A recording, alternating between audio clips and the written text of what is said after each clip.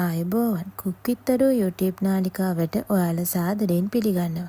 ඉතින් අද මම කියලා දෙන්න යන්නේ රසකාරක කිසිම දෙයක් පාවිච්චි නොකර කඩේ රසට කොහොමද රසම රස බිරියානි එකක් හදාගන්නේ කියලා. ඉතින් මේ සඳහා අවශ්‍ය කරනවා කපාගත්තු ලොකු ලුණු වලින් ගෙඩි දෙකක්, ඒ වගේම සුදු ලුණු, ඉඟුරු, රම්පේ, කරාබු නැටි, එනසල් සහ කුරුඳු පුතු ටිකක්. ඉතින් ඒ වගේම මේ සඳහා අවශ්‍ය කරනවා කහ වලින් තේ හැඳි භාගයක්, අමුතුන පහ තේ හැඳි භාගයක්, මිරිස් කුඩු වලින් තේ හැන්දක්, ලුණු වලින් තේ හැඳි භාගයක් සහ ගම්මිරිස් තේ හැඳි කාලක්. ඉතින් මේ තියෙන්නේ මම අරගත්තු චිකන් ලෙග්ස් ටික. මේවා මේ විදිහට කපලා තමයි අරගන්න ඕන. අපිට මේකට 3-5 වදින්න ලේසි වෙන්න අපි මේ විදිහට කපා ගන්නවා. එතකොට මේක ඉතාමත් රසවත් වෙනවා. චිකන් ලෙග් වෙනුවට ඔයාලට ඕන දෙයක් පාවිච්චි කරන්න පුළුවන්. ඒ වගේම මේ සඳහා මම අලගෙඩි 3ක් මේ විදිහට කපාගෙන කහ සහ ලුණු දවටගෙන අරගෙන තියෙනවා. ඒ වගේම මේ සඳහා අවශ්‍ය වෙනවා යෝගට් එකක්. ඉතින් අපි මුලින්ම අර සිහින්න කපාගත්තු ලුණු ටික මේ විදිහට තෙලේ හොඳින් බැද ගන්න ඕන.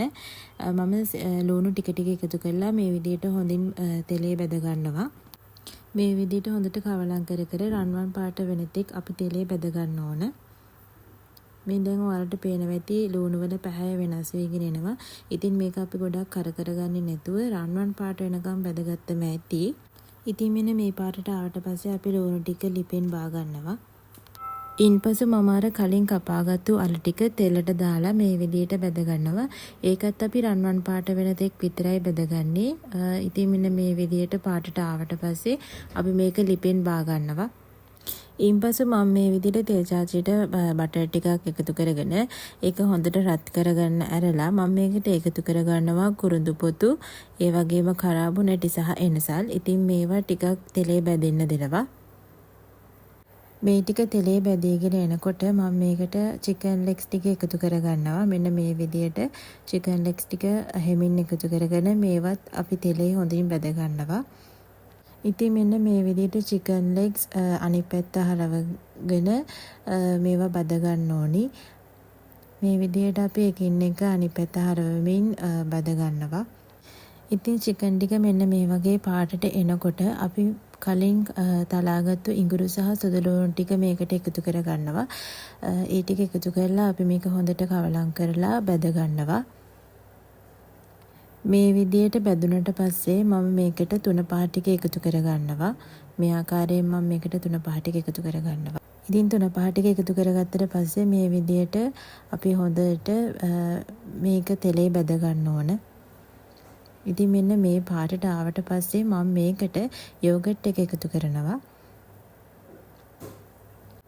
ඉතින් යෝගට් එක එකතු කරාට පස්සේ මේක හොඳින් කවලම් කරමින් තෙලේ බැද ගන්න ඕන. ඉතින් මෙන්න මේ විදිහට ලස්සනට පාටට එනකන් අපි මේක තෙලේ පිහ ගන්න ඕන. ඉතින් මේක හරිම සුවඳයි මේ වෙලාවේ. අපි මේ වෙලාවේදී මේක ලිපෙන් බා ගන්නවා.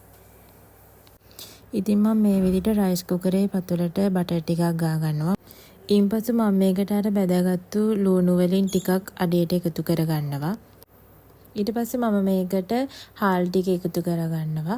ඊට උඩින් නැවතත් අර ලුණු වලින් ටිකක් සහ චිකන් ටික එකතු කරගන්නවා. ඒ වගේම අර බැදගත්තු අල ටිකත් මේකට එකතු කරගන්නවා. ඉතින් දැන් මෙන්න මේ වගේ තමයි අපේ බත් එක තියෙන්නේ. ඉතින් මම මේක ටිකක් කවලම් කරලා මේකට උණු වතුර වලින් මිලිලීටර් 500ක් දාගන්නවා. ඊට පස්සේ මම මේක බටර් චුට්ටකුත් දාලා මේක ලිපේ තියාගන්නවා. ඉතින් මේ තියෙන්නේ බත් එක හැදුනට පස්සේ මේකට මම බිත්තරයක් එකතු කරගත්තා. ඒ වගේම චිලි පේස්ට් එකක් හදාගත්තා. ඉතින් මේක හරිම රසවත් බිරියානික කන්න හදාගන්න පුළුවන් රයිත එකක් කිරි පාවිච්චි කරලා, එහෙමත් නැත්නම් මිංචි කොළ සම්බලක්. මම ඒව හදන හැටි ඉතිරි වීඩියෝ එකකින් අරගෙන එන්නම්. ඉතින් අපිත් එක්ක එකතු වෙලා ඉඳපු ඔයාලා හැමෝටම ගොඩාක් ස්තුතියි. නැවත හමු වෙමු.